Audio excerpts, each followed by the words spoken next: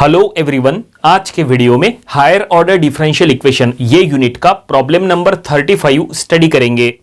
तो देखिए, जो प्रॉब्लम आज हमें सॉल्व करना है वो आपके सामने है। क्वेश्चन में क्या लिखा है वो हम पढ़ेंगे। क्वेश्चन में लिखा है solve the differential equation d square y by d x square minus 4dy by d x plus 4y equal to 8x square e to the power 2x into sine 2x। तो चलो हम ये problem solve करेंगे, और ये problem solve करने के लिए हम वही फार्मूलेज और वही रूल्स का यूज करेंगे जो हमने हायर ऑर्डर डिफरेंशियल इक्वेशन के स्टार्टिंग के 3 लेक्चर्स में बताए थे। तो अगर आपने वो स्टार्टिंग के 3 लेक्चर्स नहीं स्टडी किए हैं तो आप यहां से स्टडी कर लीजिएगा, उससे आपका हायर ऑर्डर डिफरेंशियल इक्वेशन का पूरा बेसिक कॉन्सेप्ट क्लियर हो जाएगा। तो इसको सॉल्व करते समय सबसे पहले ये गिवन डिफरेंशियल इक्वेशन हम यहां पे एज इट इज लिख लेंगे। तो ये हमने गिवन डिफरेंशियल इक्वेशन लिख लिए। अब आपको क्या करना है, सबसे पहले ये गिवन डिफरेंशियल इक्वेशन को हायर ऑर्डर डिफरेंशियल इक्वेशन के स्टैंडर्ड फॉर्म में कन्वर्ट करना है। क्या होता है स्टैंडर्ड फॉर्म? देखो, स्टैंडर्ड फॉर्म ऐसा है, that is f of d of y equal to q of x. ये है हायर ऑर्डर डिफरेंशियल इक्वेशन का स्टैंडर्ड फॉर्म। आपको क्या करना है, ये डिफरेंशियल इक्वेशन को पहले वो फॉर्म में कन्वर्ट करना है। अगर वो फॉर्म में कन्वर्ट हो जाता है तो वहां से आपको एफ ऑफ डी मिल जाएगा, और आपको वो एफ ऑफ डी का यूज करके पहले कॉम्प्लीमेंट्री फंक्शन फाइंड आउट करना है और फिर पर्टिकुलर इंटीग्रल फाइंड आउट करना है। ये दोनों सॉल्यूशंस का यूज करके फिर हम एट द लास्ट उनका जनरल सॉल्यूशन बनाएंगे, तो फिर प्रॉब्लम कंप्लीट हो जाएगा। ठीक है, तो चलो यहां पे हम सॉल्व करेंगे। सबसे पहले तो देखो, वहां पे जो है जो स्टैंडर्ड फॉर्म बताया है उसमें वहां पे कैपिटल डी है, इसमें है क्या? नहीं। तो हम इसको कैपिटल डी के फॉर्म में लिख लेंगे। कैपिटल डी यानी क्या होता है? तो कैपिटल डी यानी होता है that is D by d x. ठीक है, तो यहां पे जहां जहां पे डी बाई डी एक्स है वहां पे कैपिटल डी पुट करो तो कुछ ऐसा हो जाएगा। हम इसको लिख लेंगे D square Y minus 4dy, ठीक है, plus 4 of y equal to, बाकी राइट हैंड साइड जो है वो एज इट इज रहेगा।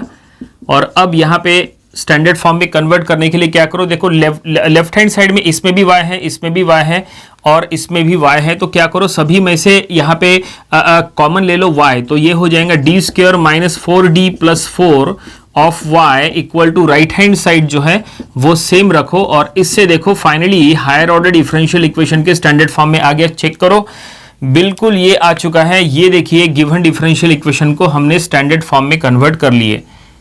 ठीक है, ये जो स्टैंडर्ड फॉर्म हमने आपको जो बताया है ना, f of d of y equal to q of x, ये फॉर्म में आ गया। देखो, ये जो ब्रैकेट है ये है f of d of y equal to ये है पूरा क्यू ऑफ एक्स।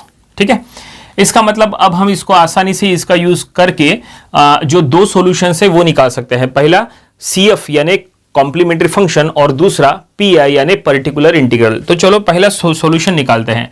तो पहला सॉल्यूशन निकालने के लिए सबसे पहले आपको ऑक्सिलरी इक्वेशन तैयार करना होता है। तो ये हम यहां लिख लेंगे ए ई यानी ऑक्सिलरी इक्वेशन इज। तो ऑक्सिलरी इक्वेशन के लिए क्या है, ये जो ब्रैकेट है यानी ये जो एफ ऑफ डी है इसको बस 0 के साथ इक्वेट करना होता है। तो इसको हम 0 के साथ इक्वेट करेंगे, यानी D square minus 4d plus 4। ये देखिए, ये हमने 0 के साथ इक्वेट किए, तो ये क्या हुआ, ये है ऑक्सिलरी इक्वेशन। अब आपको क्या करना है, ये ऑक्सिलरी इक्वेशन के रूट्स फाइंड आउट करना है। अब इसके रूट्स फाइंड आउट करने के लिए दो ऑप्शन है, आप चाहे तो कैलकुलेटर का यूज करो या आप विदाउट कैलकुलेटर भी सॉल्व करो तो भी चलता है, कोई फर्क नहीं पड़ता। तो चलो हम विदाउट कैलकुलेटर सॉल्व कर लेते हैं। अगर आपको विदाउट कैलकुलेटर सॉल्व करना है तो दो ऐसे नंबर सोचो जिनका मल्टीप्लीकेशन 4 हो और जिनका एडिशन -4 हो। तो ऐसे दो नंबर हमने सोच लिए हैं, वो है -2 -2 का मल्टीप्लीकेशन 4 हो जाएगा और उनका एडिशन -4 हो जाएगा। तो ये हम यहां लिख लेंगे, ऐसे इसके रूट्स हो जाएंगे। इसका मतलब देखिए d-2, यहां पे d-2 एंड ये पहला रूट एंड अगेन d-2, ये रूट नंबर 2। ठीक है, इस तरह से यहां पे देखो d = 2 एंड यहां पे भी d = 2। देखो दो रूट्स हमें मिल गए। तो फाइनली दोनों रूट्स 2 2 ऐसे दो रूट्स हमें मिल चुके हैं। आप अगर इसको कैलकुलेटर में सॉल्व कर रहे हैं तो कैलकुलेटर में जो है वो दोनों सेम होने की वजह से दोनों कैलकुलेटर में नहीं आएंगे, सिर्फ 2 लिख के आएगा।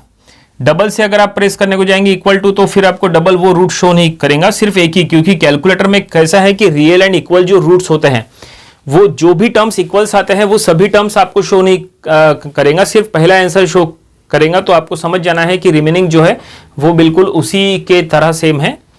तो ये देखो हमने फाइनली रूट्स निकाल लिए, और ये रूट्स किस टाइप के हैं, तो they are the real and equal roots, क्योंकि ये दोनों सेम है, 2 2, they are real and equal. और अब इसका यूज करके हम इसका CF का इक्वेशन तैयार कर लेंगे, CF यानी कॉम्प्लीमेंट्री फंक्शन। तो चलो यहाँ पे CF का इक्वेशन बनाते हैं। तो CF के लिए ऐसा रहेगा, that is C1 plus C2x e to the power 2x। देखो ये हमने CF का इक्वेशन बना लिए, कंफर्म।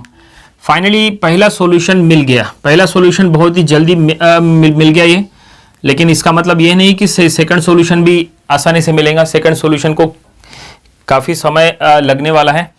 ये जो पहला सॉल्यूशन हमने निकाले हैं, ये जो लिखा है C1 plus C2x e to the power 2x, तो ये किस तरह से होना है, तो इसका स्टैंडर्ड फॉर्म बता देते हैं। इसका स्टैंडर्ड फॉर्म ऐसा है, C1 plus C2x plus C3x square, ठीक है, e to the power mx, ऐसा होता है स्टैंडर्ड फॉर्म। अगर रियल एंड इक्वल रूट्स है तो रियल एंड इक्वल रूट्स अगर सबके सब सेम है तो रूट मान लो m है, तो यहाँ पे देखो e to the power mx, m यानी जो रूट है वो आपको यहाँ लिखना है, और जितने उसमें रूट्स है, जैसे 2 रूट्स है तो C1 C2 बस ये 2 टर्म्स आएंगी, अगर 3 है तो C1 C2 C3 3 टर्म्स आएंगी, 4 रूट्स है तो 4 टर्म्स आएंगी, इस तरह से। यहाँ पे फिलहाल 2 रूट्स है इसलिए C1 C2 बस इतना आया, ठीक है।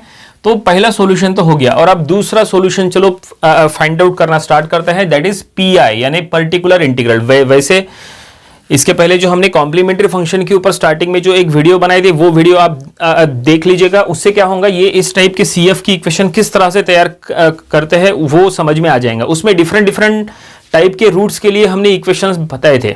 यहाँ पे तो सिर्फ हमने रियल एंड इक्वल के लिए बताया है, रियल एंड डिफरेंट के लिए भी अलग बनता है, imaginary and different, imaginary and equal, ये जो टाइप्स होते हैं, ये टाइप्स के लिए अलग अलग टाइप की इक्वेशंस बनती है। तो आपका CF का कॉन्सेप्ट क्लियर होना चाहिए।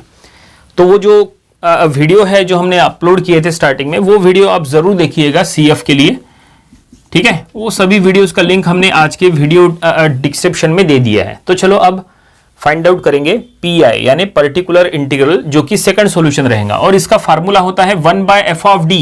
देखो 1/f ऑफ d का इक्वेशन यहां लिखना है, और यहां पे q ऑफ x, देखो फार्मूला बता देते हैं। PI का formula 1/f of d into q of x, ये फार्मूला है, दैट इज ये फार्मूला है PI का।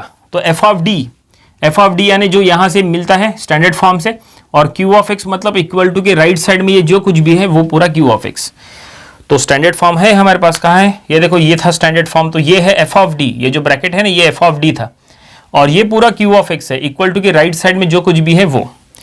तो ये जो f ऑफ d है वो हम यहां लिख लेंगे, that is d square minus 4d plus 4, ये हो गया आपका 1/f ऑफ d, ठीक है। और अब q ऑफ x तो इक्वल टू के राइट साइड में जो कुछ भी है पूरा, तो हम यहां लिख लेंगे into 8 x square, then e to the power 2x into sine of 2x। देखो अब ये जो सॉल्व करना है ये डिफिकल्ट जाएगा, इसीलिए एक एक स्टेप बहुत ही अच्छे से समझ लो, क्योंकि यहाँ पे इंटीग्रेशन बाय पार्ट्स होने वाला है। किस तरह से होगा वो भी हम बताएंगे, ठीक है, लेकिन थोड़ा ये इंपॉर्टेंट है तो ध्यान देना। तो अब देखो हमने जो PI का फार्मूला है उसमें सभी वैल्यूज पुट कर लिए हैं। अब इसको सॉल्व करना है, कैसे सॉल्व करेंगे, तो इसको सॉल्व करने के लिए PI के जो टोटल 6 केसेस होती है उसकी जानकारी होना चाहिए। तो हम यहाँ पे पहले केस 4 अप्लाई कर लेंगे। केस 4 अप्लाई करके हम क्या करेंगे, एक्सपोनेंशियल को बाहर निकालेंगे।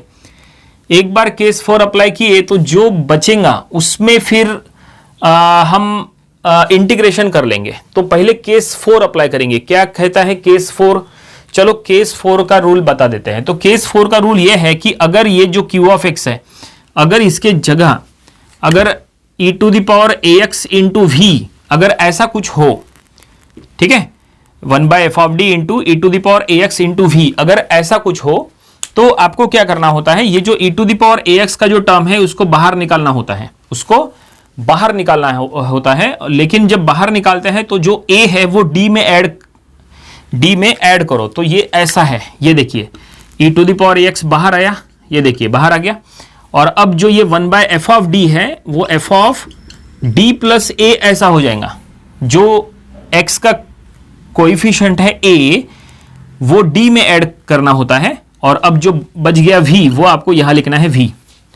देखो ये है केस 4 का रूल, एक्सपोनेंशियल को बाहर निकालना है, a जो है वो d में ऐड कर लेना है और जो बचेगा v वो एज इट इज वही रखना है। अब ये जो v है, अब ये v में कुछ भी हो सकता है, उसमें साइन ax के फॉर्म में हो सकता है, cos ax के फॉर्म में हो सकता है, या x to the power m के फॉर्म में हो सकता है, कुछ भी हो सकता है। तो वहां पे जो कुछ भी रहेगा फिर उसमें अगर कोई और केस अगर अप्लाई होगी तो वो और केस अप्लाई कर लेंगे, लेकिन फिलहाल ये केस 4 है जो अब हमें यहां पे अप्लाई करना है। तो चलो अब केस 4 अप्लाई करेंगे। तो यहां पे एक्सपोनेंशियल टर्म को हमें बाहर निकालना है। देखो ये एक्सपोनेंशियल है e to the power 2x, इसको बाहर निकालो। e to the power 2x को हम बाहर निकालेंगे तो ये देखिए ये हमने e to the power 2x को बाहर निकाल लिए, ठीक है। और ये जो 8 है वो यहां ऊपर लिख लो, कोई दिक्कत नहीं है। 8 का वैसे भी कोई रोल नहीं है यहाँ पे, तो कांस्टेंट है 8 तो हमने ऊपर लिख लिए। और अब हमने क्या कहा था, जब आपने एक्सपोनेंशियल को बाहर निकाल रहे हैं तो x का कोएफिशिएंट जो है वो d में ऐड करना है। देखो ये जो है d में ऐड कर लेना है ना, d प्लस a हुआ, d था फिर d प्लस a हुआ, तो यहां पे d स्क्वायर है तो वो d प्लस 2 स्क्वायर ऐसा हो जाएगा। -4 ये d है तो d के जगह d प्लस 2 ऐसा होगा, और ये 4 एज इट इज। और अब जो इधर बचेगा वो क्या बचेगा, x square into sine 2x ऐसा बचेगा। देखो ठीक है, तो ये स्टेप समझ में आया क्या। ये हमने क्या किए, केस 4 यहां पे अप्लाई किए हैं। By applying the case 4 exponential को बाहर निकाले और x का कोएफिशिएंट 2 हमने d में ऐड करे, यहां पे d में ऐड करे। d का स्क्वायर था तो ये ब्रैकेट स्क्वायर हो गया, d plus 2 bracket square. d था तो यहां d में भी देखो 2 ऐड किए इस तरह से। और अब इसको सॉल्व करो थोड़ा सा, बाद में हम अगर लग गया तो फिर और कोई केस जो है वो हम यहां अप्लाई करेंगे। तो e to the power 2x बाहर है, ओके 8 ऊपर है, और यहां अब ये जो e to the power 2x बाहर है वो अब बाहर ही रहेगा, वो अब अंदर नहीं जाएगा आखिरी तक, वो एज इट इज वही रहेगा। जो 8 है वो भी वही का वही रहेगा, ठीक है। अब इसको सॉल्व कर लो थोड़ा सा, यहाँ पे होल स्क्वायर कर लो, यहाँ 4 से मल्टीप्लाई कर लो तो ये हो जाएगा d स्क्वायर माइनस नहीं plus 4d plus of 4 minus of 4d minus of 8 plus of 4। देखो इस तरह से हमने ये a प्लस भी होल स्क्वायर कर लिए यहाँ पे, ठीक है।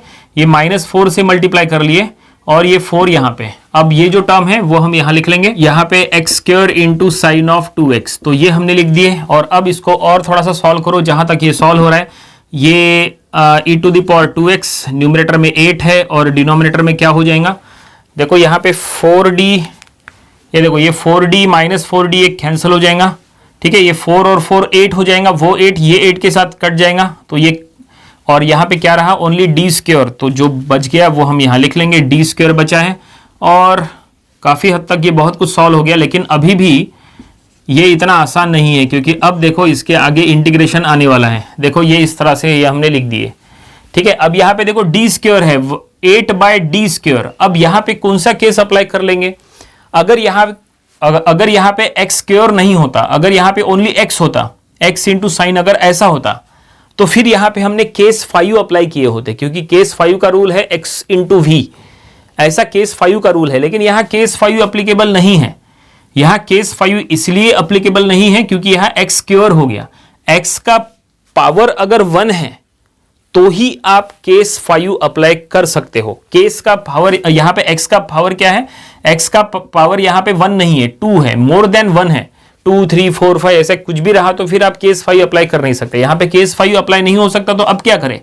अब देखो यहाँ पे ये 1 बाय डी स्क्वायर के फॉर्म में है। हमने आपको स्टार्टिंग में कहा था d यानी d बाई डी एक्स, अगर d यानी d बाई डी एक्स होता है तो 1 बाई d यानी इंटीग्रेशन होता है, ठीक है। क्या कहा था, देखो स्टार्टिंग में हमने बताए थे कि d यानी डिफरेंशिएशन, ये देखो हमने ये बताए थे d यानी differentiation d by d x. तो अगर d यानी डिफरेंशिएशन होता है तो 1 बाई d यानी ये इंटीग्रेशन होता है, 1 बाई डी यानी इंटीग्रेशन होता है, ये ध्यान में रखो। यहां पे 1 बाई डी स्क्वायर है यानी 2 बार इंटीग्रेशन करना है। यहां पे ये जो कुछ भी आएगा इसका 2 बार इंटीग्रेट करो तब जाके ये सॉल्व होगा, ठीक है। और अब इंटीग्रेट करने के लिए यहां पे आपको सक्सेसिव इंटीग्रेशन बाय पार्ट्स का फार्मूला पता होना चाहिए। ओनली इंटीग्रेशन बाय पार्ट्स नहीं, सक्सेसिव इंटीग्रेशन बाय पार्ट्स। एक होता है इंटीग्रेशन बाय पार्ट्स और दूसरा होता है सक्सेसिव इंटीग्रेशन बाय पार्ट्स, जिसमें आपको बार बार इंटीग्रेशन कर लेना होता है, उसको सक्सेसिव इंटीग्रेशन बाय पार्ट्स कहते हैं। उसका फार्मूला पता होना चाहिए, वो यहां पे अप्लाई करना है, तब जाके कहीं ये सॉल्व होगा, ठीक है। इसके पहले फोरियर सीरीज के वीडियो में हमने सक्सेसिव इंटीग्रेशन बाय पार्ट्स को कवर किए थे, आप वो वीडियो देख लीजिएगा। तो चलो यहाँ पे फर्स्ट टाइम पहले इंटीग्रेशन अप्लाई करेंगे, यानी integration by parts, successive integration by parts हम यहाँ पे अप्लाई करने वाले हैं। तो यहाँ पे 8e⁻²x, देखो हमने 8 को बाहर ले लिए। अब यहाँ पे ये हम इसको ऐसा लिख लेंगे 1/d और integration of x² into sine 2x into dx। ये देखो, ठीक है, जो d² था, देखो यहाँ पे 1/d² था, उसमें से एक 1/d यानी इंटीग्रेशन ले लिए और दूसरा जो 1/d है वो यहाँ पे एज इट इज रखे। ठीक है, समझ गए ना? तो इस तरह से। और अब यहाँ पे integration by parts, sorry successive integration by parts apply करो। तो फार्मूला क्या है, फार्मूला लिखा के दे देना पड़ेगा अभी आपको। चलो फार्मूला बता देते हैं सक्सेसिव इंटीग्रेशन बाय पार्ट्स का। अगर देखो यहाँ पे इतनी जगह में integration of u into v d x अगर ऐसा है तो सक्सेसिव इंटीग्रेशन बाय पार्ट्स कहता, ये देखो ऐसा है, देखो सबसे u और v के फॉर्म में, सबसे पहले u इंटू v1, फिर minus u dash into v2, फिर plus u double dash into v3 minus u triple dash into v4 and so on. ये चलता रहेगा। जितना आपको सीरीज तैयार करना है उतना आप सीरीज तैयार करो। ये सक्सेसिव इंटीग्रेशन बाय पार्ट्स है, जिसमें आपको बार बार इंटीग्रेशन करना होता है। x का पावर अगर मोर देन 1 है, जैसे 2 है, 3 है, 4 है, तो ऐसे में आपको ये यूजफुल रहेगा। अभी देखो x का पावर यहाँ पे 2 है ना, x² into sine 2x, 2x का मल्टीप्लीकेशन है ना, तो यहाँ पे successive integration by parts applicable होगा। तो यहाँ पे u और v के फॉर्म में हमने आपको जो बताया है, यहाँ पे देखो u क्या है और v क्या है। तो ये जो x² है ये u ले लो, और ये जो साइन 2x है इसको एज अ v ले लो। तो ये u है, ये v है। ठीक है, फार्मूले को समझ लेंगे तो क्या लिखा है, u इंटू v1 यानी v का इंटीग्रेशन, ठीक है, v2 यानी v1 का इंटीग्रेशन, v3 यानी v2 का इंटीग्रेशन, v4 यानी v3 का इंटीग्रेशन। समझ में आ रहा है? v को इंटीग्रेट किए तो v1 को इंटीग्रेट करो तो v2 को इंटीग्रेट करेंगे तो v3 को इंटीग्रेट करेंगे तो v4। ओके, और u की अगर बात करें तो ये u है, u को डिफरेंशिएट करो तो u डैश को एक और बार डिफरेंशिएट करो तो u डबल डैश को डिफरेंशिएट करो तो u ट्रिपल डैश।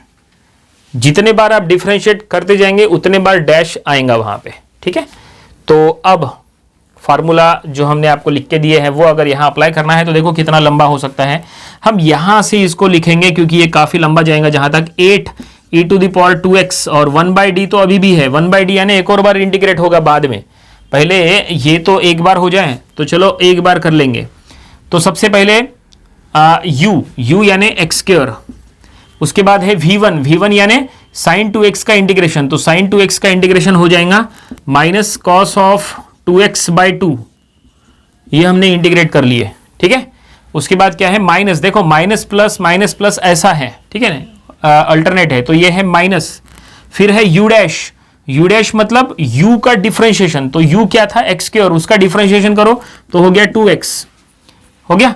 उसके बाद क्या लिखा है, v2 यानी v1 का इंटीग्रेशन, तो ये v1 जो है ना, ये इसको इंटीग्रेट करो तो उसमें माइनस पहले बाहर है, cos 2x का हो जाएगा sin 2x और 2 नीचे, तो 2 इंटू 2 वो हो जाएगा 4। ये देखिए इंटीग्रेशन आपको आना चाहिए, अगर आपको इंटीग्रेशन नहीं आता है तो फिर दिक्कत होगी। इसके पहले नंबर ऑफ इंटीग्रेशन के वीडियोस हमने अपलोड किए थे, वो वीडियोस आप स्टडी करिए, ठीक है, वहां से। उसके बाद ये हो गया, उसके बाद है प्लस, फिर है u डबल डैश यानी u डैश का डिफरेंशिएशन, तो u डैश में क्या है 2x है, इसको डिफरेंशिएट करो तो ओनली 2 आएगा।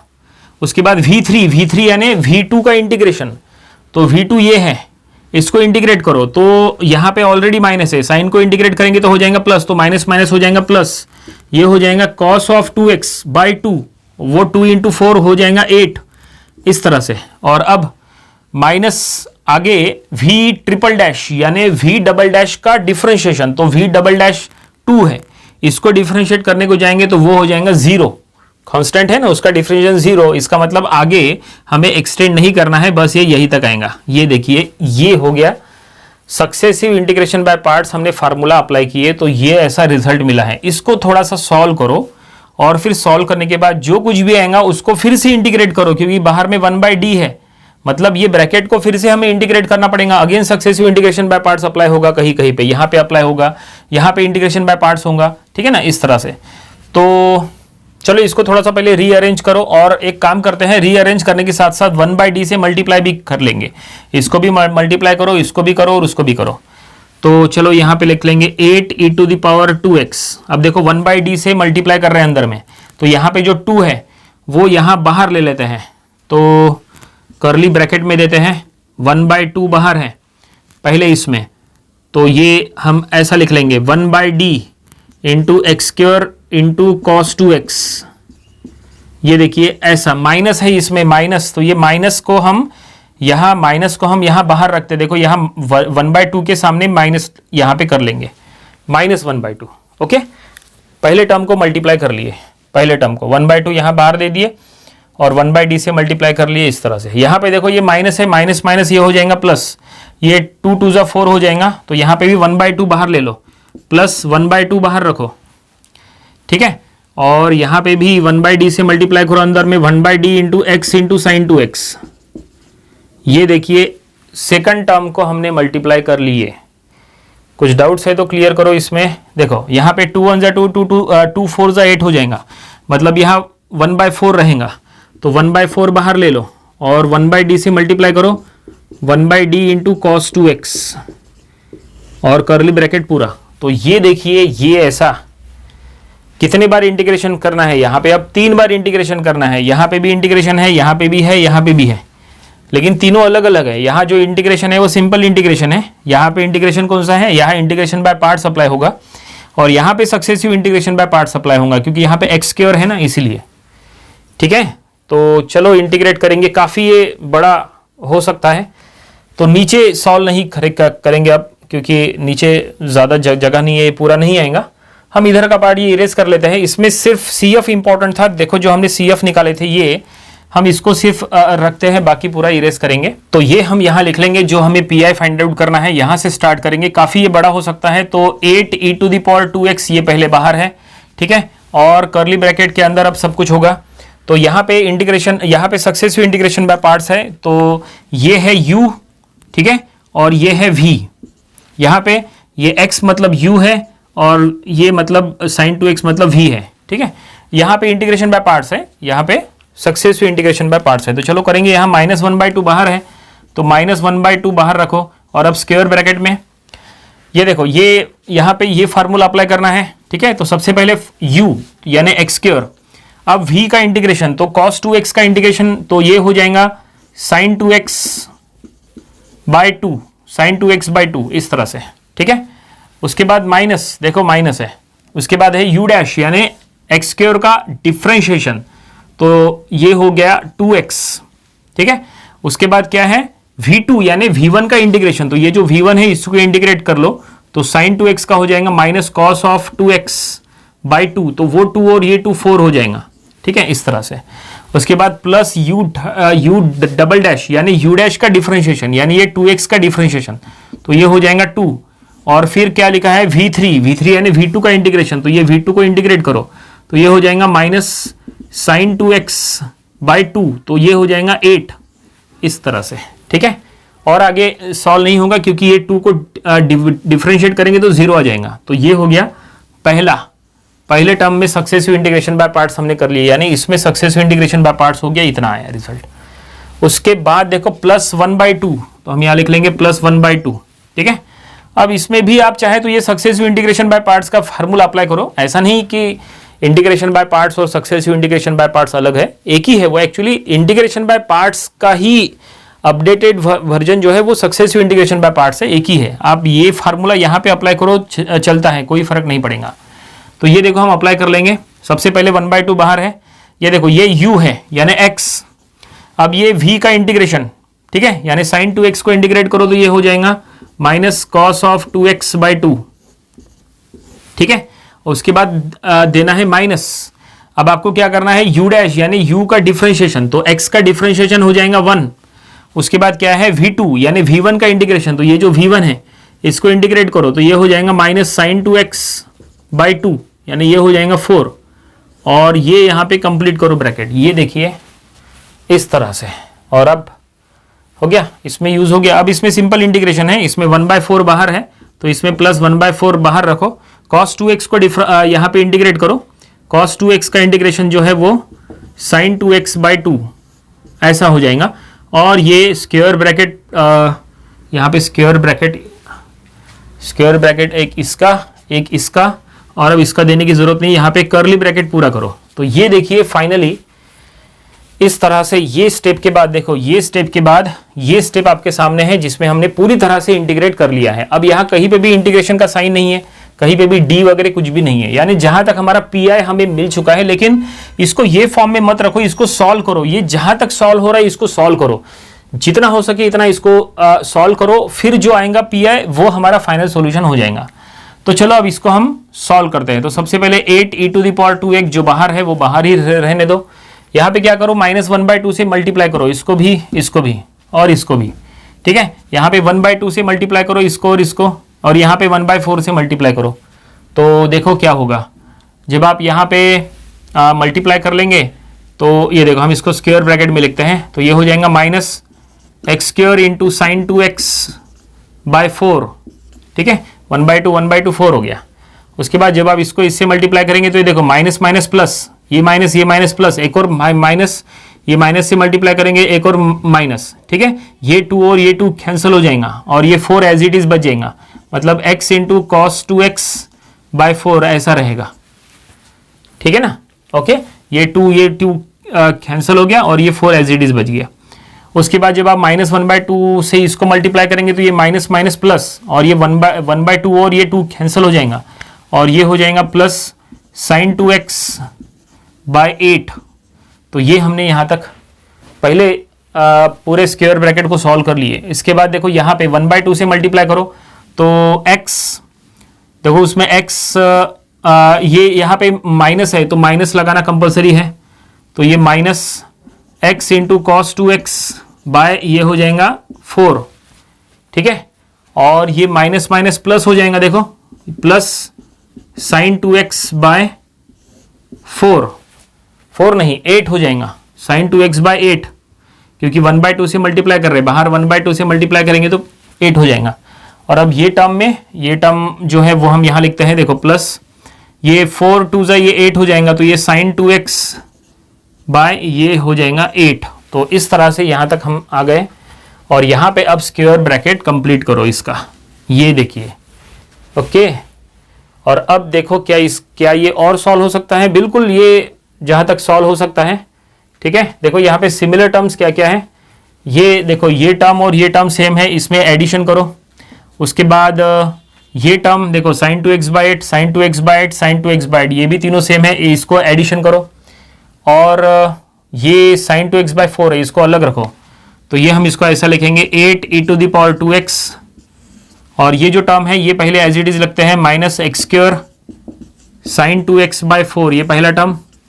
अब देखो ये टर्म और ये टर्म सेम है, तो ये हो जाएगा -2x cos 2x/4। तो यहाँ पे -2x cos 2x/4, ठीक है ना।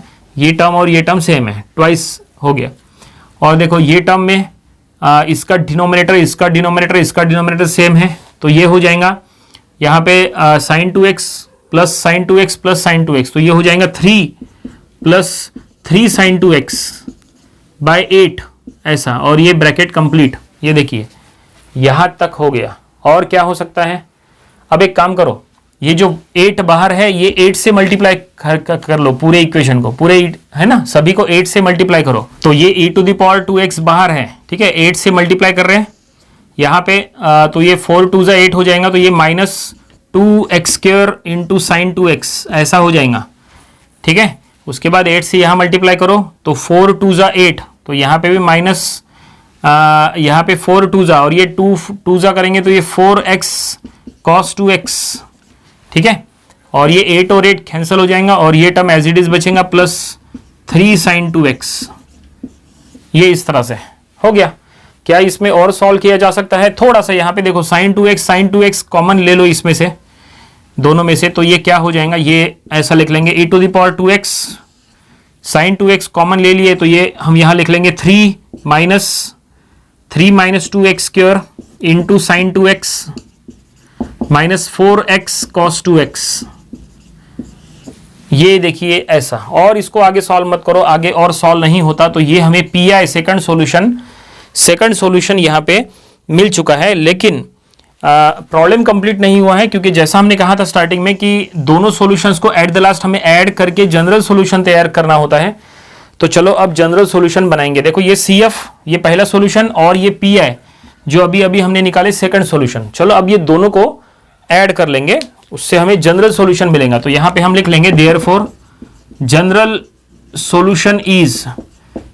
सॉल्यूशन इज ऐसा लिखते हैं y equal to CF plus PI, ऐसा लिखते हैं। ठीक है, तो हम यहां लिख लेंगे y इक्वल टू CF, क्या था ये CF है, तो वो आप एज इट इज लिख लेंगे। तो that is C1 plus C2x e to the power 2x। ठीक है, ये CF हो गया। और PI में आपको ये पूरा टर्म लिखना है, एज इट इज लिखना है, बस आपको कुछ सॉल्व नहीं करना है। e to the power 2x बाहर में है और ब्रैकेट के अंदर जो कुछ भी है वो that is 3 minus 2x into sine 2x, और फिर माइनस यहां पे माइनस क्या है 4x कॉस 2x। इसको सॉल्व नहीं करना है, बस आपको ऐड करना था। देखो हमने ये एज इट इज वहां पे लिख दिए, और फाइनली ये हमें जो सॉल्यूशन मिला है यही हमारा रिक्वायर्ड सॉल्यूशन है जो हमें चाहिए था। और लास्ट में यहां पे हम स्टेटमेंट में लिख देंगे this is the required solution. तो ये हमने लिख लिया है और फाइनली प्रॉब्लम यहीं पे कंप्लीट हो गया। उम्मीद करते हैं कि ये प्रॉब्लम आपको समझ में आया होगा। ये प्रॉब्लम आपको अपनी प्रैक्टिस बुक में जरूर सॉल्व करके देख लेना चाहिए। ये काफी इंपॉर्टेंट है, क्योंकि number of students only because of successive integration by parts इस तरह की प्रॉब्लम सॉल्व कर नहीं पाते। इसकी प्रैक्टिस जरूरी है। तो ये था हायर ऑर्डर डिफरेंशियल इक्वेशन, ये यूनिट का प्रॉब्लम नंबर 35। इसके पहले जो हमने इसके 34 प्रॉब्लम्स लिए थे वो भी आपको स्टडी कर लेना चाहिए, और इसके आने वाले दिनों में हम इसके और भी नंबर ऑफ प्रॉब्लम्स कवर करेंगे ताकि इसकी और अच्छे से प्रैक्टिस हो जाए। तो मिलते हैं नेक्स्ट वीडियो में। Thank you very much.